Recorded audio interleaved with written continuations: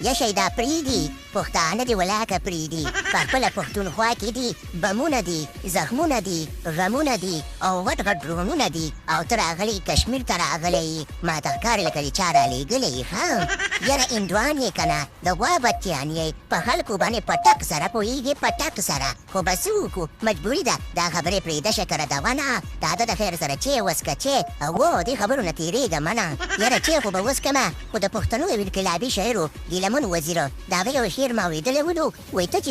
د کشمیر جنګ ته په داسې په لښکر درومې او خپله مور دې ناسته بې وطنه پخې یمه کېده نو یاره افسوس راځي نو شهید افریدي پښتانه دې ولاکه پرېږدي یاره شکره دونه نو ته اوس ځې ځې مونږ د هغې خلکو سره برابر یې هغسې ژوند کول که نه درې منه غیرت غواړي درې منه او مونږ کې خو پاو غیرت هم نشته دی خبره داسې ده که نه مونږ په هغې خلکو کې راځو چې د بوسو لاندې اوبه بوځو نو شکره دونه مونږ نه هغه کارونه نه کېږي مونږ معاف کړئ خبره داسې ده که نه چې مونږ د خولې توپې ولو او لاندې چې ده که نه صرف یې کوو نو خبره داسې ده که نه چې مونږ هغسې ژوند نشو کولی